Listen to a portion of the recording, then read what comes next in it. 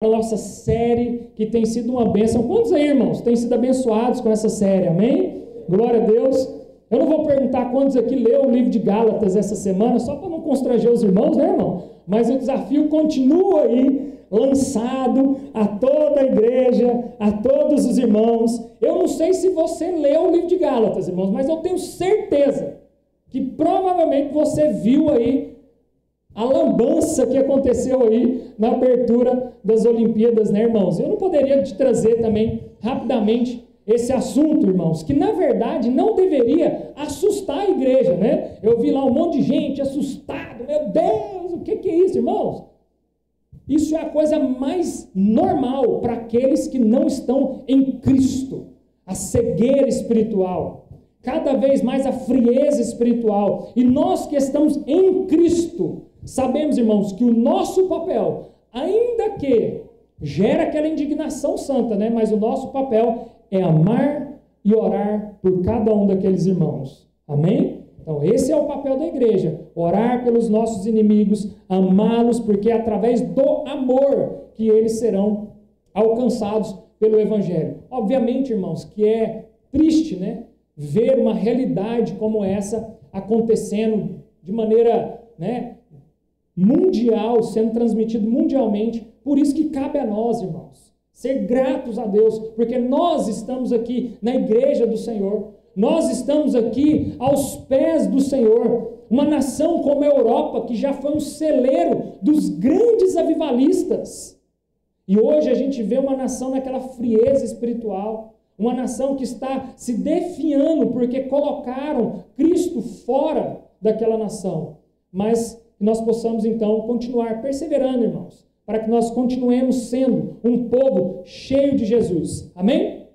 E olha só, hoje então o tema, né, seguindo essa série, a gente tem os subtemas durante toda a série, vivendo conforme o Evangelho, né? Então casou perfeitamente também por tudo que a gente está vendo e está vivendo aí, mundo afora. Então como viver conforme o Evangelho? Vamos entender um pouquinho isso. Abra a sua Bíblia, Gálatas capítulo 2, versículo 11 ao 21. Lembrando que toda essa série, depois, se você quiser também assistir alguma ministração que você perdeu, ela está no YouTube. Nós já estamos na parte 5, irmãos. Então já foram aí 4 finais de semana atrás dessa série, tá? Que é muito edificante para os irmãos. A partir do verso 11 vai dizer assim: quando, porém, Pedro chegou a Antioquia, eu o enfrentei face a face por causa da sua atitude reprovável.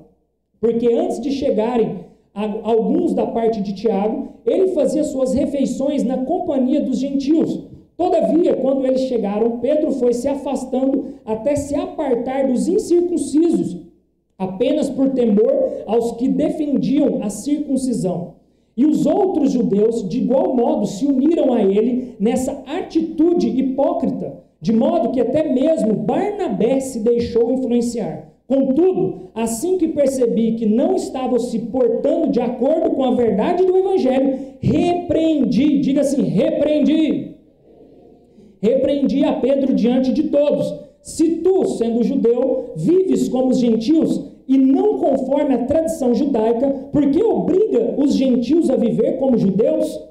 Nós, judeus de nascimento e não pecadores como os gentios, estamos plenamente conscientes, entretanto, que o ser humano não pode ser justificado pela prática da lei, mas somente por meio da fé em Jesus Cristo. Sendo assim, nós também viemos a crer em Jesus Cristo a fim de sermos justificados pela fé em Cristo e de forma alguma pela prática da lei.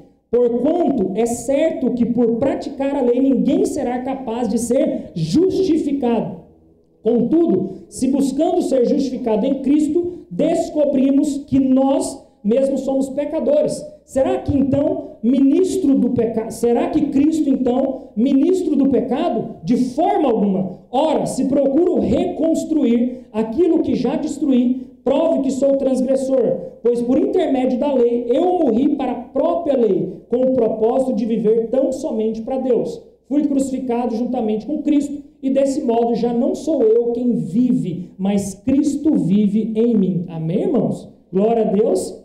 E essa nova vida que agora vivo no corpo, vivo-a exclusivamente pela fé no Filho de Deus, que me amou e se sacrificou por mim. não torno inútil a graça de Deus, porquanto, se a justiça pudesse ser estabelecida pela lei, então Cristo teria morrido em vão. Amém? Espírito Santo de Deus, nos dê agora um espírito de sabedoria e revelação, para que possamos então compreender a Tua palavra, de maneira tal que ela venha virar para nós um termo de conduta, de prática de vida diária, em nome de Jesus. Amém. Amém, irmãos? Olha só, de nada adianta, irmãos, nós ficarmos aqui, semana após semana, vindo aqui, ouvindo o Evangelho, ouvindo essa série abençoada, se de fato isso não está afetando a nossa forma de viver. Se isso não está gerando em nós uma transformação de vida, de nada adianta, irmãos. Porque o Evangelho não é só aquilo que eu falo, o Evangelho não é só aquilo que eu entendo, o Evangelho é aquilo que eu pratico. É as minhas atitudes práticas no dia a dia que vai de fato mostrar que o Evangelho ele entrou na minha vida e transformou a minha vida. E por isso que Paulo, durante toda essa carta, ele está sendo tão incisivo na defesa da pureza do Evangelho. Porque aqueles irmãos já haviam ouvido o verdadeiro Evangelho, mas as suas práticas estavam contrárias ao verdadeiro Evangelho. Então nós precisamos entender sobre isso. E esse episódio, irmãos, é um dos episódios mais tensos, né, de toda a história do Novo Testamento, porque aqui nós temos dois grandes homens de Deus. De um lado nós temos Pedro e nós temos Paulo, irmãos. Dois grandes homens de Deus, que um responsável em pregar o Evangelho para os judeus, o outro responsável apóstolo, né, para pregar aos judeus, e o outro apóstolo para pregar aos gentios, como a gente viu na semana passada. E a gente viu que Paulo vai então até esses apóstolos, que eram os apóstolos mais antigos, os apóstolos que eram o baluarte do Evangelho naquele tempo. E esses apóstolos estendem a mão direita sobre Paulo e Barnabé. E o que eles fazem? Os abençoam. Falando assim, o Evangelho que vocês pregam está de acordo com o Evangelho santo, o Evangelho completo, o Evangelho segundo Cristo. Então, eles são abençoados por Pedro e por Tiago e por João. Só que um detalhe, irmãos. O texto começa falando assim, quando, porém, Pedro chegou a Antioquia, eu o enfrentei face a face. Quem que enfrentou? Paulo, então, está enfrentando Pedro, irmãos. Por quê? Quando Paulo está indo contra Pedro, entenda uma coisa, Paulo está sempre na defesa do Evangelho. Sempre defendendo o Evangelho. E aí uma coisa que nós precisamos entender aqui, irmãos. As nossas amizades, os nossos interesses pessoais, por mais que eles sejam sinceros e verdadeiros, eles nunca podem estar acima da verdade do Evangelho. As nossas relações, por mais que elas sejam agradáveis, irmãos, elas nunca podem estar acima da verdade do Evangelho. É por isso que é engraçado, né? Todas as vezes que o Leandro Vieira veio aqui, ele vai pregar, o que ele fala antes de pregar? A partir de agora, eu não sou mais o marido da Fran, eu não sou mais o pai do bem, eu não sou mais o amigo do Diego, eu não sou mais o amigo da Sara, eu sou escravo fiel de Cristo. Imagina, Paulo e Pedro eram apóstolos da parte de Deus. Apóstolos que receberam revelação do próprio Cristo e que caminharam com Cristo, mas ainda assim, Paulo, irmãos, está repreendendo a Pedro. Por quê? Pela sua atitude. Vamos ver aí o que vê o verso 1. Deixa sua Bíblia aberta para que a gente vá caminhando. Quando, porém, Pedro chegou a Antioquia, eu o enfrentei face a face por causa da sua atitude. Agora entenda uma coisa aqui, irmãos. Se até mesmo Pedro, apóstolo de Cristo, foi repreendido, imagina aí você, irmãos. E sabe o que me mostra aqui? Que nós precisamos, irmãos, ser humildes a ponto de, quando nós estamos andando fora da verdade do Evangelho, aceitar a repreensão. E Paulo está repreendendo a Pedro aqui porque por um momento ele andou fora da verdade do Evangelho, então ele é repreendido. E Pedro aceita essa repreensão com humildade. E muitas vezes nós, quando somos repreendidos, nós levamos isso para onde? Para o coração. E a gente fica magoado. Às vezes a gente até sai, se afasta da igreja, deixa de ir para a igreja. Tudo bem, irmãos, eu entendo. Mas entenda que a verdadeira igreja, a igreja do Cristo, a igreja do Senhor, você não vai ser ofendido por Deus, você vai ser ofendido por homens. E aqui quando então Pedro está sendo então confrontado por Paulo, Pedro não leva isso para o coração. E detalhe, irmãos, Paulo está falando que ele fez isso face a face. E aí eu não sei se isso funcionou, porque logo à frente ele vai falar que teve que repreender Pedro publicamente. Irmãos, eu não sei quem postou esses tempos aí nas redes sociais, mas acho que era o Nicodemos, eu não lembro se era o reverendo Hernandes Dias Lopes ou se era o Nicodemos, falando os 3 pilares de uma igreja bíblica. E aí ele vai falar sobre isso, ele vai falar que a Escritura é soberana sobre todos, que nós devemos colocar Cristo no centro e que uma igreja bíblica tem que haver a disciplina. E que se perdeu ao longo dos anos, irmãos. E que se perdeu, imagina, Paulo está disciplinando Pedro. Só que ele não está disciplinando só face a face, porque face a face ele fez no capítulo 1. Só porque dá-se a entender que eu acho que não foi o suficiente, porque depois, lá na frente, ele vai repreender Pedro, publicamente, irmãos. Então diga assim, eu preciso da mensagem do Evangelho. A mensagem do Evangelho, irmãos, não é só para quem está lá fora, não é só para quem está lá em Paris. Aí nós estamos assim, esse povo precisa do Evangelho, né, gente? Esse povo está tudo perdido, está tudo pecador. Isso é a visão de justiça própria, irmãos. Lembra que nós viemos falando desde o início dessa série, irmãos, sobre justiça própria. Toda vez que eu olho para o meu irmão e falo assim, olha lá o pecado dele escancarado, olha o quanto esse irmão é pecador, eu estou apontando para mim e achando que eu sou melhor do que ele. Isso é o quê? Justiça própria. Não está de acordo com o verdadeiro Evangelho. Você é tão pecador, irmãos, quanto aqueles irmãos. Só que diferente daqueles irmãos, vocês foram justificados. Repita assim, justificado. Glória a Deus por isso, irmãos, porque justificação não volta atrás. Amém? E aqueles irmãos ainda não foram encontrados. Então cabe a nós, irmãos, com humildade, com amor, orar por aqueles irmãos, orar por aquela nação, para que eles sejam alcançados. E Pedro, irmãos, então, em Atos 11, ali, quando ele tem uma visão, ele ainda estava passando por esse processo. Com quem eu devo andar? O que eu posso ou não comer? Mas aí Deus vai falar para Pedro, não torne impuro aquilo que eu purifiquei. Então Pedro, irmãos, ele passa a viver de forma diferente, porque ele entendeu que não era o que ele comia, não eram as pessoas que ele andava, porque o Evangelho não é exclusão, mas o Evangelho é inclusão, irmãos. Nós não temos que excluir Pedro, mas aqui, em Gálatas 2, Pedro então começa a ser inconsistente com aquilo que ele pregava. Porque Pedro, ao chegar os gentios, o que ele faz? Ele começa a sair de fininho, ele começa a sair fora. Sendo que logo lá atrás ele tinha recebido o próprio Deus, não torne impuro aquilo que eu purifiquei. Então Pedro não queria conviver com aqueles irmãos, ele não queria ter comunhão. E entenda algo, irmãos, quando você está negando a comunhão, você está negando Cristo. Irmãos, eu vou falar de novo, porque nós estamos num tempo que essa frase é muito importante. Quando eu nego a comunhão, eu estou negando o próprio Cristo.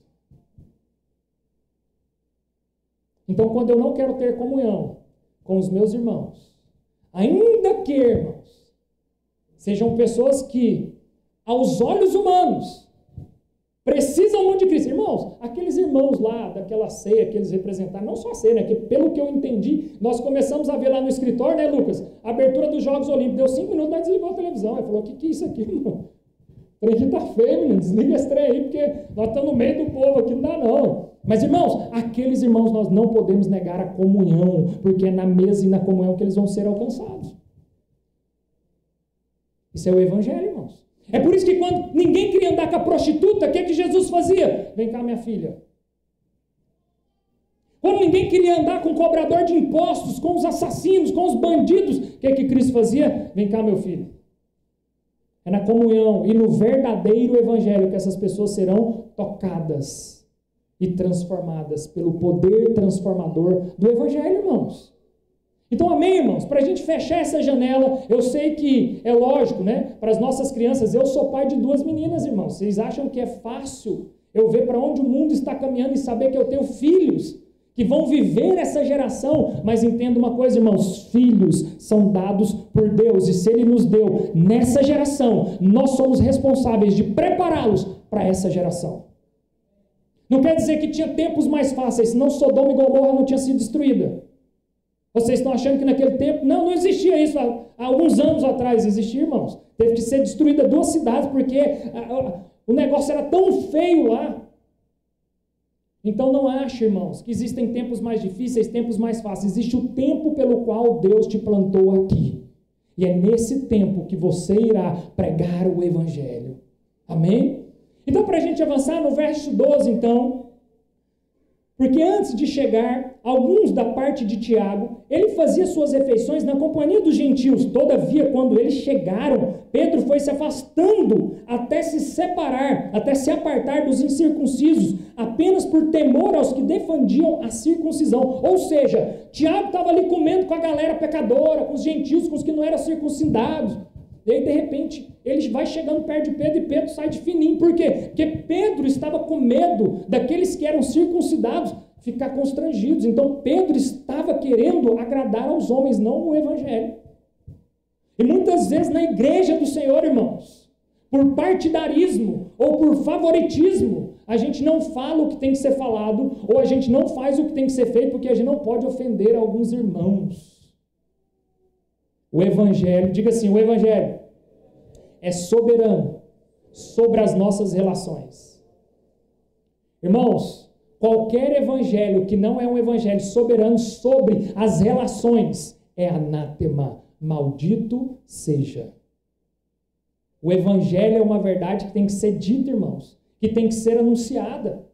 Então é isso que Paulo está fazendo. E por conta do falso evangelho, Pedro então passa a dar as costas ao verdadeiro evangelho. Só que ele não só passa a dar as costas, ele começa a influenciar outras pessoas. Põe para mim aí a primeira citação, vamos começar. Nós temos algumas citações, né? Vou tentar falar todas aqui até o fim. Primeira citação, Timothy Keller. Cristãos da classe operária podem ter aversão aos provenientes de um ambiente mais refinado. E ao contrário, também é fato. Cristãos de determinada posição política podem se aborrecer com a presença daqueles de outro extremo do espectro. Cristãos com muitos talentos podem se sentirem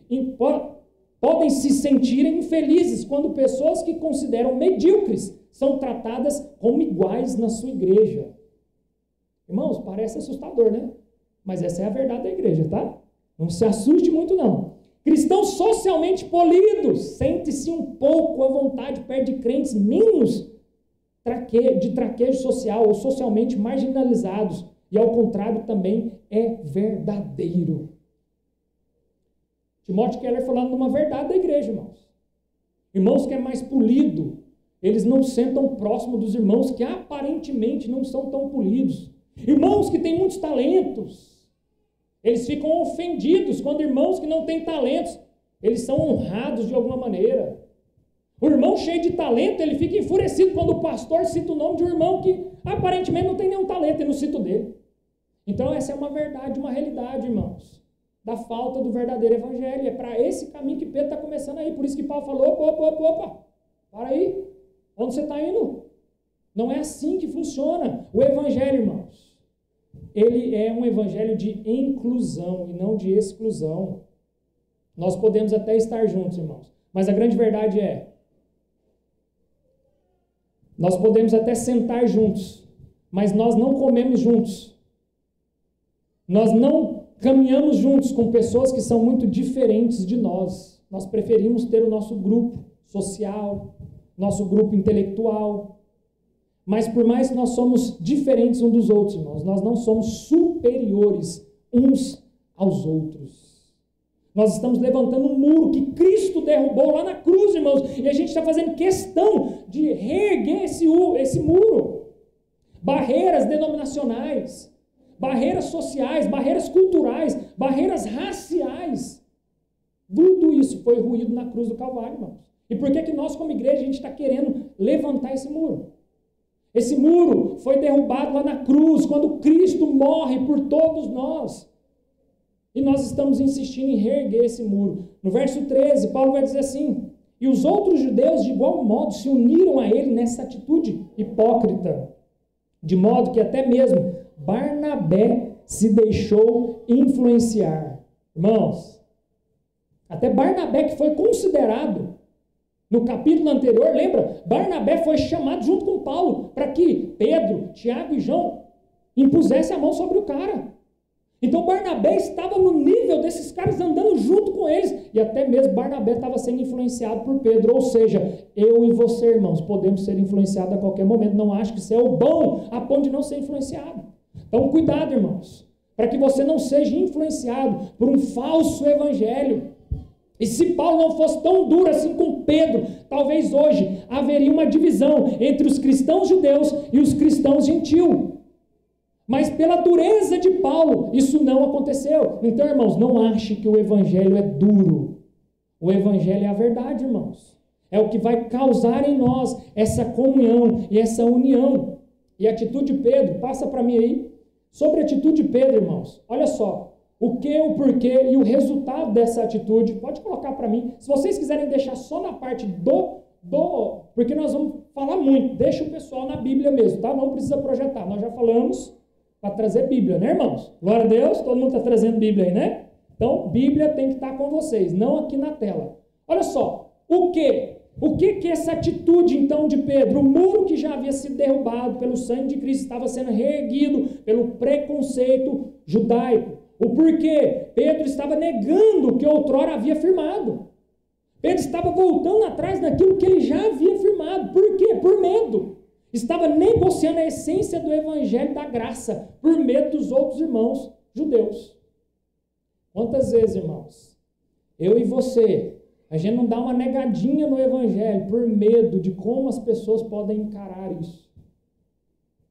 Às vezes no trabalho, irmãos, se você chegar lá no seu trabalho, lá encontrar outro crente e falar assim, Pai do Senhor, irmão, graça e a paz. Rapaz, o cara olha para você e fala assim, não, irmão, que não pode falar isso não. Que ninguém pode saber não. Então, muitas vezes, irmãos, nós negociamos a essência do evangelho verdadeiro por medo de ofender alguém, por medo de ferir alguém, mas o evangelho, ele não pode ser negociado, ele tem que estar acima das nossas relações pessoais, a verdade do evangelho. E o resultado disso, seu exemplo de inconsistência foi seguido por outros, obscurecendo o testemunho da verdade entre os irmãos. Ou seja, Pedro influenciou outras pessoas. E quando, irmãos, então, uma igreja vive o verdadeiro testemunho da verdade? Quando nós somos consistentes naquilo que nós pregamos. Uma igreja vive, de fato, a verdade do evangelho quando ela é consistente naquilo que se prega, irmãos. Então, aquilo que está sendo pregado tem que se tornar uma consistência na nossa vida diária. Não adianta você querer pregar o evangelho por mão, colocar o evangelho, enfiar na cabeça dele, goela abaixo o evangelho, sendo que nas suas práticas, nas suas atitudes, você não tem consistência no verdadeiro evangelho. Você faz segregação de pessoas, você faz divisão de classes sociais, isso não é o verdadeiro evangelho.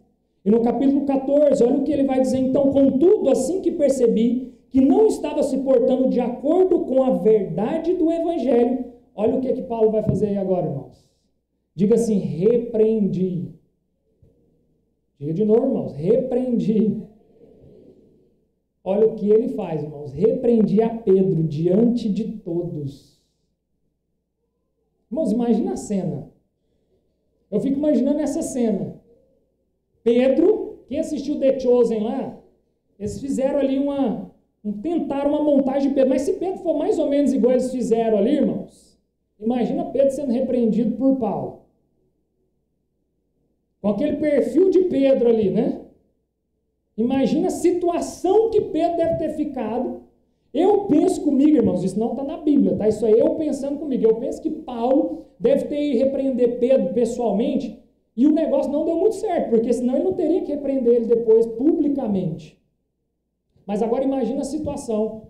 Paulo chegando então na frente dos irmãos, diante de todos. Se tu, sendo judeu, vives como os gentios e não conforme a tradição judaica, porque obriga os gentios a viver como judeus. Pedro tinha uma boa teologia, irmãos. mas a teologia dele estava com desacordo com aquilo que ele estava pregando. Então não adianta, irmãos, a gente só ter uma boa teologia, uma robustez teológica no Evangelho, se a nossa atitude não condiz com a nossa teologia. Doutrina e prática devem andar juntas. Não adianta só doutrinar, se a gente não tem prática. Então as duas têm que andar juntos, irmãos. Uma coisa que nós aprendemos aqui com Paulo é que toda vez que as nossas relações ferem o Evangelho, quem que tem que estar à frente, quem que tem que estar acima? A verdade do Evangelho, e não as nossas relações. A verdade do Evangelho, e não as nossas relações. Ainda que seja seu melhor amigo, ainda que seja seu cônjuge, ainda que seja sua mãe, seu pai, seu sogro, sua sogra, a verdade do Evangelho, ela tem que estar sempre acima das nossas relações. É muito melhor, irmãos, você ser ofendido por um amigo do que bajulado por ele. Sabia disso? É muito melhor você ter amigos que te esticam do que amigos que te bajulam. A bajulação não vai levar você a lugar nenhum. Agora, toda vez que alguém, que é um amigo verdadeiro, te fere em amor, ele está te esticando a medida da largura, da profundidade, até que alcancemos a estatura do varão perfeito. É só assim que a gente chega lá, irmãos. Sendo esticados. Solta para mim. Próxima citação. Se colocarmos, irmãos, a unidade acima da verdade, ambos serão sacrificados. Se colocarmos a nossa união acima da verdade do Evangelho, ambos serão sacrificados. Ainda que a unidade é muito importante, irmãos, que venha ter entre nós unidade, mas se essa unidade está acima da verdade, todos os dois serão sacrificados. Não vai haver nem unidade e não vai haver nem a verdade do Evangelho. Então o Evangelho, irmãos, ele não é uma plataforma de relações públicas, aonde eu tenho que tomar cuidado para não me ferir com ninguém, eu tenho que tomar cuidado porque eu tenho que agradar todo mundo. Não, irmãos, o Evangelho não é essa plataforma de relações públicas. Não é uma plataforma de network, onde eu uso do Evangelho para me conectar com pessoas. Não, irmãos, o Evangelho é a verdade que prevalece sobre nossas vidas. Doa quem doer. Mas é o Evangelho, é a defesa do Evangelho, e é isso que Paulo está fazendo. Ele está colocando a amizade dele com Pedro em xeque, para defender a verdade do Evangelho. Mas o melhor de tudo, irmãos, Pedro acata a repreensão de Paulo com humildade. Ainda sendo exortado na frente dos irmãos, ainda sendo corrigido na frente dos irmãos, Pedro acata com humildade. Ele recebe com bom coração aquilo que Paulo então está falando para ele. E no verso 15 ao verso 21, então ele vai tratar do tema central, que é o tema que nós vamos falar hoje, que é sobre a justificação pela fé, vivendo o verdadeiro Evangelho. A doutrina central é que tudo é pela graça. Tudo é pela graça. A nossa justificação, irmãos, ela é pela fé. Verso 15 e 16, parte A vai dizer assim: nós, judeus de nascimento, e não pecadores como gentios, estamos plenamente conscientes, entretanto, que o ser humano não pode ser justificado pela prática da lei, mas somente por meio da fé em Jesus Cristo, irmãos. Ou seja, nós só podemos ser justificados pela fé em quem? Jesus Cristo. Solta para mim a próxima citação.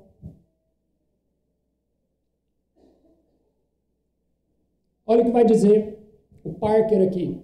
Justificar na Bíblia significa declarar acerca de um homem levado a julgamento que ele não está sujeito a nenhuma penalidade, mas tem direito a todos os privilégios devido a quem guarda a lei. Ou seja, esse homem foi levado à cruz, mas não havia nenhuma penalidade sobre ele. Mas ao mesmo tempo ele tinha o privilégio, porque ele cumpriu toda a lei. Então ele tinha esse privilégio. Mas ainda assim, justificar é o ato do juiz que pronuncia sentença oposta à condenação de indulto e imunidade legal. Ou seja, justificação, irmãos, é o juiz olhar para você e ver que você realmente está sendo condenado, que você vai ser condenado, mas ele vai te dar ele não vai te condenar, mas ele vai te dar um indulto de imunidade. porque você está sendo justificado, ainda que condenado. Então, Cristo, irmãos, Ele morreu no meu e no seu lugar, para que nós possamos ser justificados. Ainda que pecadores, nós somos justificados. Olha o que Keller vai complementar, pode passar aí para mim. Tudo que é exigido de nós para que sejamos justificados, portanto, é reconhecer nosso pecado e nossa impotência, arrepender-nos da autoafirmação e do farisaísmo de depositar toda a confiança em Jesus Cristo para nos salvar. Fé em Jesus Cristo não é apenas convicção intelectual, mas comprometimento pessoal. É um ato de compromisso. Não somente concordar que o fato de que Jesus viveu e morreu, mas volta-se para Ele em busca de refúgio e pedir-lhe misericórdia. Ou seja, irmãos, não adianta só eu ter uma fé intelectual em Cristo. Não adianta eu só crer em Cristo de forma intelectual. Mas eu preciso, irmãos, de fato, ter prática de vida. Uma fé que vai fazer com que isso gere prática de vida no meu dia a dia. E ainda assim voltar-me para Ele, pedindo misericórdia, refúgio nele. O que Paulo está falando é que nós devemos pregar aquilo que nós vivemos e viver aquilo que nós pregamos. Paulo está querendo nos dizer, não adianta só, irmãos, você aceitar Jesus, você falar de Jesus se você não vive de acordo. Você precisa viver de acordo com a mensagem pela qual você está pregando. E precisamos entender que justificação é muito mais do que perdão, irmãos. Porque você peca, se arrepende, é perdoado. Você peca de novo, se arrepende, é perdoado. Agora, justificação, irmãos, uma vez justificado, você é justificado para sempre. Uma vez que você foi justificado por Cristo, você é justificado para sempre. É algo que não volta atrás, irmãos. Glória a Deus por isso. A justificação é para sempre, irmãos. E a justificação ela não vem pelas suas boas obras. A justificação é para que você cumpra as boas obras. Você não é justificado porque cumpriu boas obras, mas você é justificado para cumprir boas obras. Existe uma diferença grande nisso, irmãos. Muita gente está querendo fazer boas obras, tentando alcançar a justificação, mas esse nunca vai alcançar. Agora, quando eu sou justificado, aí sim, eu tenho que praticar as boas obras, porque a justificação em mim faz com que eu faça boas obras. Solta para mim a diferença de justificação e santificação. Presta atenção, irmãos. Os dois andam juntos. Justificação e santificação andam juntos. Porém, são coisas diferentes. E nós precisamos entender essa diferença. Pode pôr aí para mim. Não é esse. Não colocou aí? Volta. Isso, garoto. Olha só, justificação é uma causa. A santificação é o resultado dessa causa. Justificação é um ato exclusivo de Deus. A santificação é um processo com Deus. A justificação, irmãos, é fora de nós. A santificação é dentro de nós. Justificação é no tribunal de Deus. Foi Deus que é o juiz que te justificou. A santificação é em nosso coração. Justificação é uma obra do Pai. Santificação é uma ação do Espírito na sua vida. Justificação, veredito definitivo. Santificação, caminhada para toda a vida. A santificação, irmãos, é um processo. Nós estamos no processo de santificação. Agora, a justificação é de imediato. Quando Cristo encontra com você, automaticamente você é justificado. Agora, a santificação, ela é processual. Nós estamos avançando na medida da estatura até alcançarmos o varão perfeito, irmãos. Ninguém, quando converte, já se converte um varão perfeito. Mas nós estamos alcançando a medida da varonilidade perfeita. Agora, a justificação, ela é de imediato nas nossas vidas. A partir do momento que Cristo se encontra conosco, nós somos justificados. Coloca aí para mim a próxima, agora é a do William Hendricks. Essa aí mesmo. Ao justificar o pecador, olha esse texto, irmãos. Esse texto vai fazer com que vocês compreendam um pouquinho justificação, e santificação, tudo no mesmo lugar. Ao justificar o pecador, Deus pode ser considerado como juiz, que preside um tribunal de justiça. O prisioneiro está sendo levado ao banco dos réus. Quem é esse prisioneiro, irmãos? Diga assim, eu. Tudo bem. O juiz absolve o prisioneiro, declarando-o justo e livre de culpa. Mas a história não termina aqui. O juiz volta-se para esse homem livre e agora adota-o como um filho, concedendo-lhe seu espírito. Aqui, irmãos, é onde justificação e santificação se encontram, porque a pessoa justificada, por pura gratidão e por meio do poder capacitador do Espírito Santo, começa a lutar contra os seus pecados e a realizar boas obras para a glória do seu juiz e Pai. As boas obras jamais justificam a ninguém, mas não é menos certo que nenhuma pessoa justificada querer viver sem elas. Irmãos, todo aquele que foi justificado, automaticamente ele vai querer viver as boas obras. Porque a justificação, irmãos, é dom dado por Deus, é um presente dado por Deus. A graça, através da graça, você foi alcançado, você foi justificado. Agora, a transformação que isso causa em você vai fazer com que você pratique boas obras. Essa transformação vai gerar em você boas obras. Efésios capítulo 2, versículo 8 ao 10. Então, irmãos, justificação e santificação. Você foi justificado porque você era condenado. E o nosso juiz, ele livrou de você, ele livrou o réu. Não há culpa por esse réu. Mas além disso, irmãos, ele vai lá e ainda te adota como filho. Imagine isso na vida real, irmãos. Presta atenção e pensa comigo. Um criminoso condenado, indo para o banco do réu, sendo julgado em um julgamento, e o juiz vira para ele e fala assim, você é muito pecador mesmo, você pecou demais, você fez muita coisa errada, você cometeu muitos crimes, você é um depravado, mas eu vou te perdoar de todos os seus crimes, não há condenação para você. E aí você levanta lá da cadeira, animado, feliz, celebrando, porque não há condenação para você. Aí o juiz vira e fala assim, vem aqui meu filho, mas além disso, eu ainda vou te levar para casa, eu vou te adotar, eu vou te dar uma casa, eu vou te dar uma família, eu vou te dar um refúgio, eu vou te dar um povo para você estar junto. É isso que ele fez por mim e por você, irmãos. E não foi por conta das suas boas obras, porque um condenado que está na cadeira do réu, que boas obras ele tem para apresentar, irmãos? Esse sou eu e você, sendo perdoado, mas ao mesmo tempo sendo adotado por ele. Amém? No verso 16, a parte B, então, ele vai dizer o seguinte, irmãos, a fim de sermos justificados pela fé em Cristo e de forma alguma pela prática da lei, porquanto é certo que por praticar a lei ninguém será capaz de ser justificado. Irmãos, deixa eu te falar uma coisa.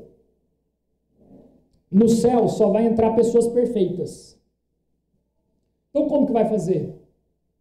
Como que eu e você entram no céu, sendo que no céu só vai ter gente perfeita? Como que eu e você entraríamos no céu, ainda que a gente fosse bom demais? Nós não seremos capazes de entrar no céu. Por isso a necessidade da justificação. Porque quando nós somos justificados, nós nos tornamos dignos de entrar no céu. Por isso a justificação, porque pela lei ninguém, olha o que vai dizer o finalzinho do verso 16, pela lei ninguém será capaz de ser justificado. A única forma, irmãos, de nós sermos justificados é como? Pela graça, por Cristo. Solta para mim o papel da lei, então. Qual que é o papel da lei? Então, para que a lei serve? Coloca aí para mim. Sem ela, irmãos, eu não saberia o que é pecado. Eu não sabia ter um balizador do que é pecado na minha jornada. Sem ela, eu não descobriria que sou incapaz de obedecê-la.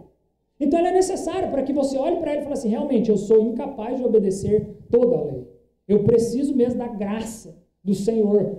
Sem ela eu não reconheceria que preciso de um Salvador. Então a lei, irmãos, ela é uma bênção para nós. Sem ela nós não teríamos tudo isso. Se não fosse a lei, você não iria olhar para Cristo e falar assim, eu preciso dele. Sem ele eu não sou capaz. Sem a justificação, eu nunca seria bom o suficiente para entrar no céu, porque lá é um lugar de gente perfeita. É por isso, irmãos, que hoje nós iremos ceiar. Está aqui a mesa da ceia.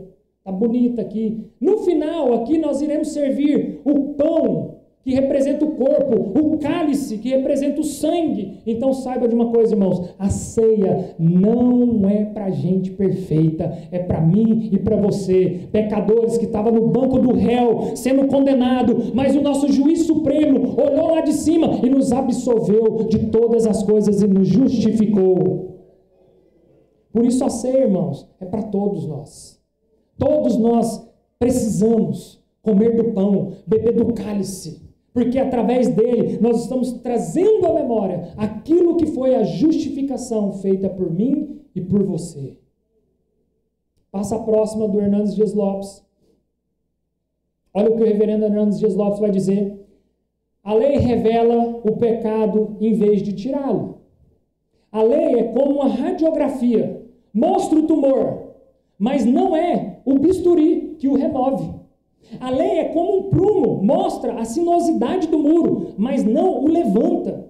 A lei é como uma lanterna, mostra o obstáculo no caminho, mas não o remove. O propósito da lei é servir-nos de aio, que nos toma pela mão e nos leva até Cristo.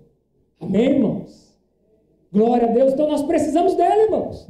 Sem a lei, irmãos, o caos que virá. O povo de Deus não ia ter essa baliza, não ia ter essa lanterna que mostra o pecado para nós e que nos mostra o quanto nós precisamos ir até Cristo. Por isso a lei tem a sua importância. Verso 17 e 18, para a gente já caminhando para o fim. Contudo, se buscando ser justificado em Cristo, descobrimos que nós mesmos somos pecadores. Será que Cristo, então, ministro do pecado? De forma alguma. Ora, se procuro reconstruir aquilo que já destruí, prove que sou transgressor. Então aqui, irmãos, existiam dois tipos de pessoas. Aqui havia dois tipos de pessoas. Pecadores justificados, mas também existiam rebeldes justificados. Uns que estavam querendo ser justificados pelo esforço próprio e outros que foram justificados pela graça. Aqueles que estão tentando ser justificados pelo esforço próprio nunca vai conseguir alcançar, irmãos. Ele nunca vai conseguir alcançar essa justificação. Agora, aquele que se rende à graça irresistível, esse é justificado. Esse é, então, adotado por esse juiz, irmãos. E aí ele continua aqui no verso 19, pois por intermédio da lei, eu morri para a própria lei, ou seja, pela própria lei, irmãos. A própria lei faz com que a gente olhe para ela e fale assim, estou morto para esse negócio aqui. Não consigo, sou pecador, careço de um salvador, careço de um justificador, careço de um juiz bom, que além de me absorver, ele ainda me adota. E aí ele continua, com o propósito de viver tão somente para Deus, fui crucificado junto com Cristo, e desse modo já não sou eu quem vive, mas Cristo vive em mim, e essa nova vida que agora vivo no corpo, vivo exclusivamente pela fé no Filho de Deus, que me amou e se sacrificou por mim. Irmãos, cola essa parte da Bíblia no espelho do seu banheiro. E todos os dias pela manhã, leia, fui crucificado juntamente com Cristo. E desse modo, já não sou eu quem vive, mas Cristo vive em mim. E essa nova vida que agora vivo no corpo, vivo exclusivamente pela fé no Filho de Deus, que me amou e se sacrificou por mim. Como é lindo isso, irmãos. Esse é o Evangelho. Esse é o Evangelho que olha para as pessoas e não há julgamento. Não há separação.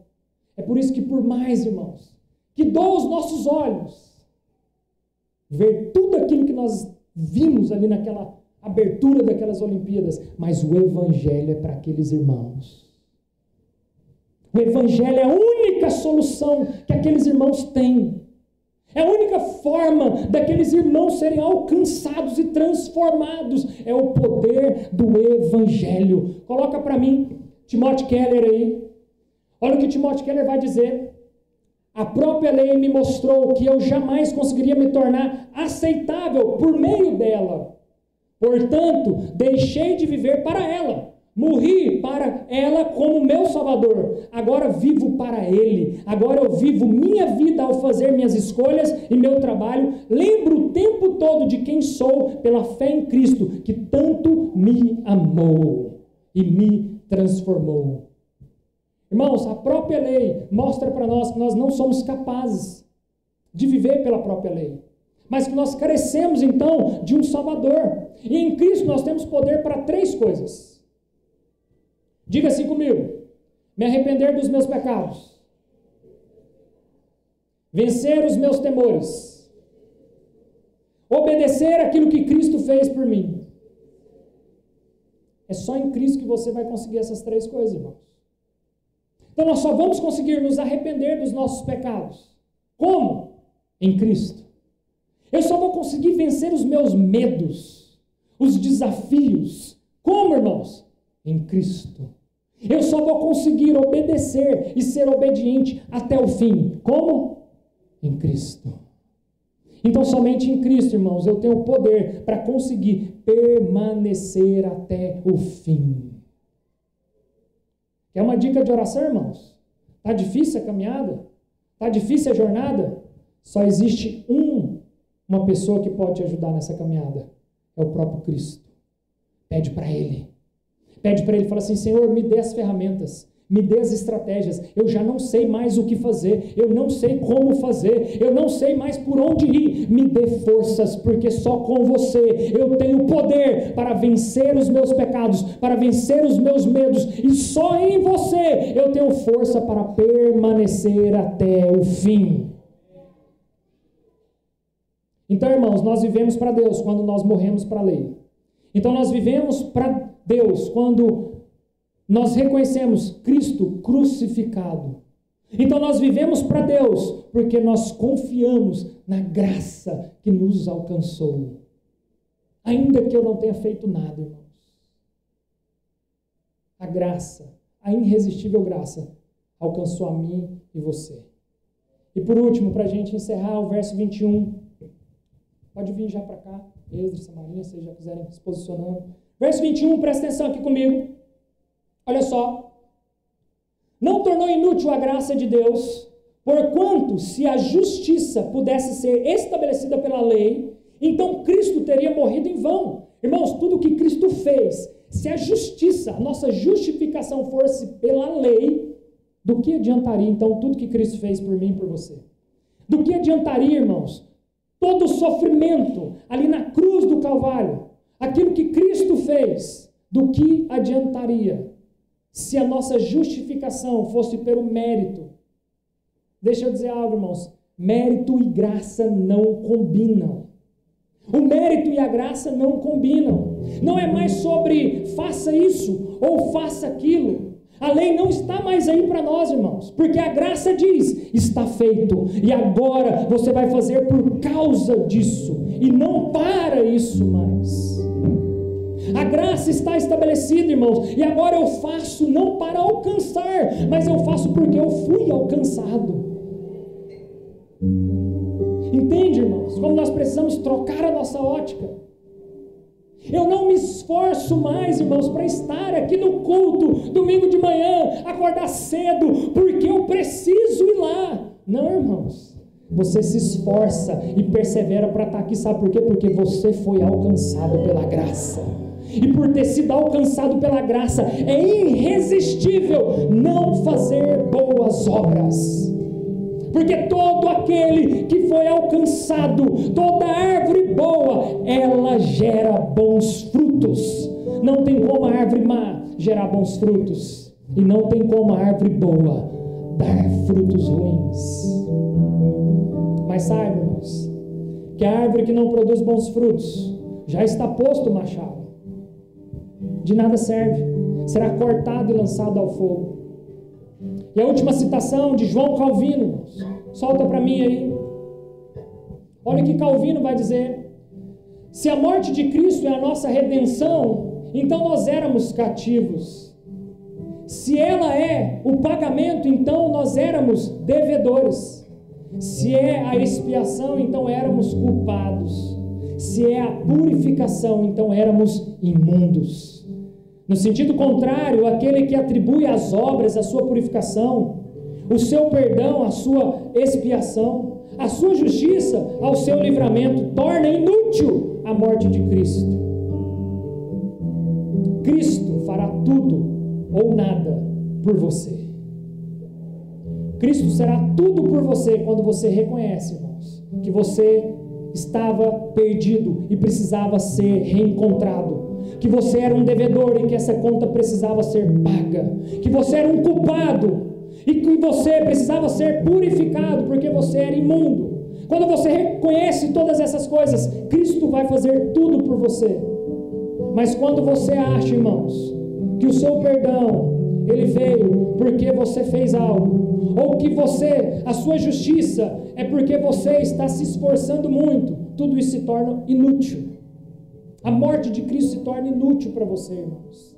Então nós precisamos reconhecer nessa manhã que o sacrifício, através do ato que faremos hoje, que é a celebração da Santa Ceia do Senhor, é reconhecer que Ele fez tudo por mim e que não há nada que eu possa fazer, que não há nada que eu vá fazer que vai mudar isso, mas eu faço porque eu fui justificado, e por ser justificado, irmãos, eu o faço e não pelo contrário.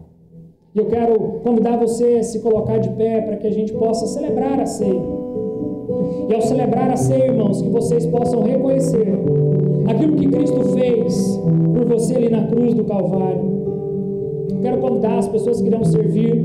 Quem for servir já pode vir aqui à frente para que a gente possa apresentar os utensílios, a gente possa orar, a gente possa consagrá-los. E o meu convite para vocês, irmãos, é que todos participem. Todos, sem exceção, participem. A ceia é para todos. A ceia não é para um grupo específico, para uma elite social, para pessoas que se julgam ser melhores do que as outras. Não, a ceia é para mim, para você pecador, réu de um julgamento. A ceia é para mim e para você que foi justificado por esse juiz, que além de nos justificar, também nos adotou. Então vamos orar mais uma vez. Pai, nós te damos graças, Senhor. Apresentamos diante de Ti aqui agora o pão que representa o Teu corpo, ó Pai, que foi ali moído, que foi ali dilacerado naquela cruz. Apresentamos também diante de Ti o cálice, que é o sangue que representa a nova aliança em Cristo, uma aliança da graça, não uma aliança de boas obras, de justiça própria, uma aliança de amor,